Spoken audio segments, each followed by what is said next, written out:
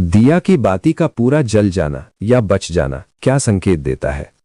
नमस्कार प्रिय मित्रों, आज हम आपके लिए एक बेहद महत्वपूर्ण जानकारी लेकर आए हैं जो आपके पूजा पर, मंदिर और खास अवसरों पर जैसे कि दीपावली, व्रत और अन्य धार्मिक अनुष्ठानों में दीपक जलाने से जुड़ी है। क्या आपने कभी सोचा होगा या देखा होगा कि जब आप दीपक जलाते हैं तो वो आपके जीवन में कौन से संकेत दे रहा है? क्या आपकी दीपक की बाती पूरी तरह से जल जाती है या वो अध जली रह जाती है? और क्या दीपक की बाती पर फूल बनने का क्या अर्थ होता है? क्या आपको पता है कि पहले से जले हुए दीपक में बाती जलाना आपकी परेशानियों का कारण हो सकता है या नहीं?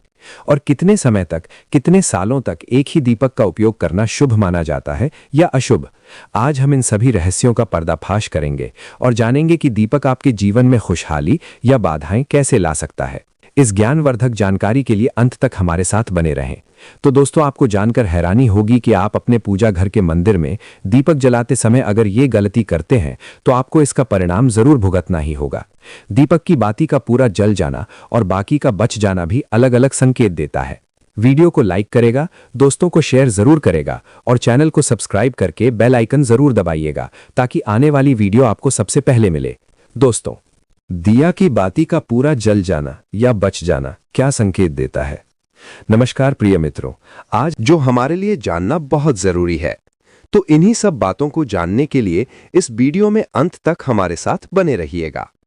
दोस्तों, जब हम पूजा करते हैं तो हमारा दीपक कभी-कभी अचानक से बुझ जाता है और कभी-कभी ऐसा होता है कि हमारी पूजा होने के बाद हम उस दीपक को भगवान के सामने जलता छोड़ देते हैं, लेकिन कुछ समय के बाद में दीपक खुद ब खुद बुझ जाता है और जली बाती और घी बचा रह जाता है।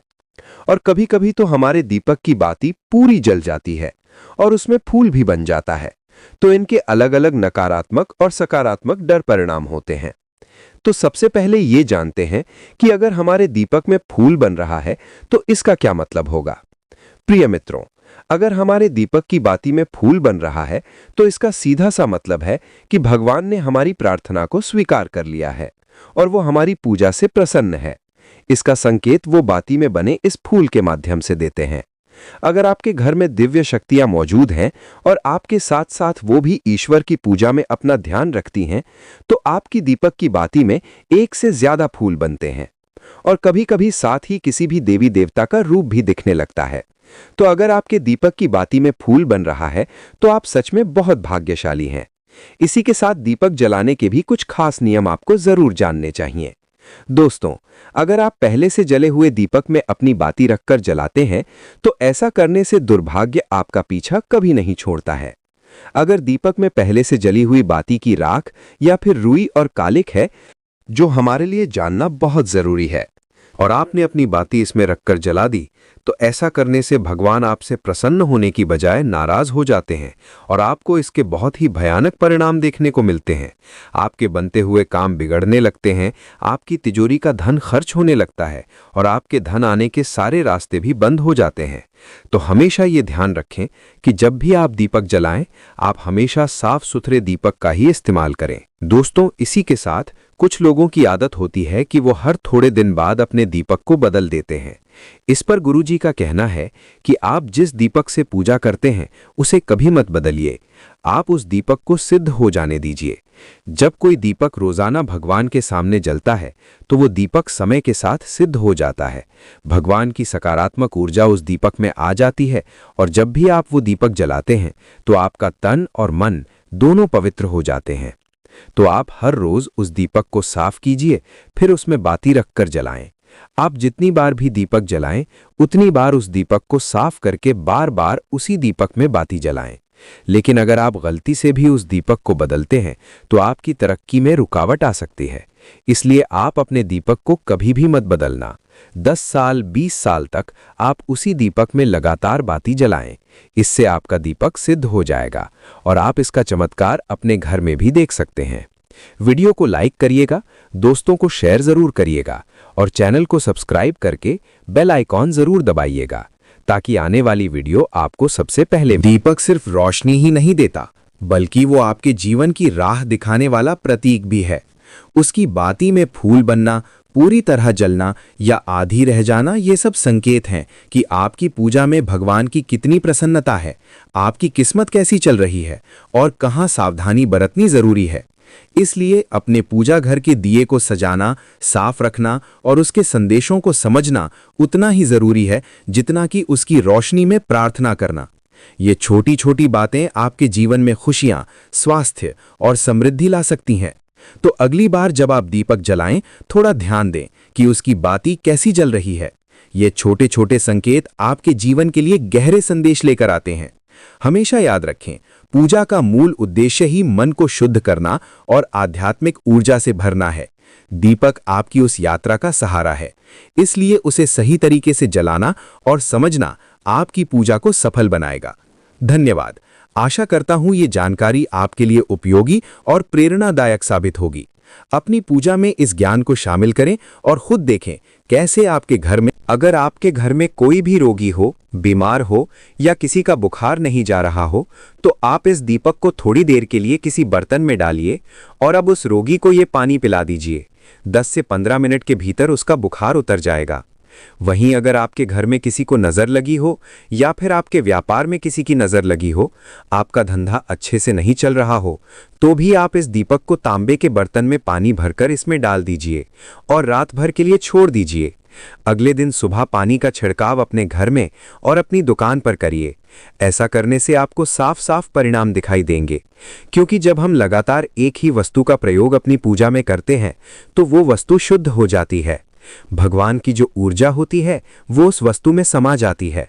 तो कभी भी अपने मंदिर के दीपक को बदलने की गलती ना करें। दोस्तों, अगर आपके मंदिर का दीपक टूट जाता है या फिर खराब हो जाता है या खंड हो जाता है, तभी आप उस दीपक को बदल सकते हैं। लेकिन फिर भी आप उस दीपक को ना फेंकें, बल्कि इसे अपने घर में संभाल कर रखें, क्योंकि ये भगवान की सकारात्मक ऊर्जा का भंडार होता है। वहीं अब आपको ये भी बता देते हैं कि अगर आपके दीपक की बाती पूरी नहीं जलती और आपके दीपक में घी बच जाता है तो इसका क्या परिणाम होता है। सबसे पहले ये देखिए कि अगर आप किसी भी पेड़ पौधे की पूजा कर रहे हैं और पूजा में जलाया हुआ दीपक पूरा नहीं जलता या फिर उसमें घी बच जाता है, तो इससे आपके घर में बीमारियां घर बना लेती हैं और ये बीमारी कभी भी आपका पीछा नहीं छोड़ेगी। तो जब भी आप किसी भी पेड़ पौधे या मंदिर के बाहर किसी भी स्थान पर पूजा करें, तो ये ध्यान रखें कि उसकी बाती पूरी जले और उसमें घी बचा हुआ ना हो, क्योंकि ये आपकी अच्छी सेहत के लिए बहुत ही अच्छा प्रभाव देगा। वहीं अगर आपके घर के मंदिर में दीपक की बाती पूरी नहीं जलती और पूजा करते समय दीपक बार बार बुझ जाता है, अगर आपके घर में कोई भी रोगी हो, तो जरूर आपके घर में नकारात्मक ऊर्जा का वास है और ये आपकी पूजा में विघ्न डालने का काम करती है।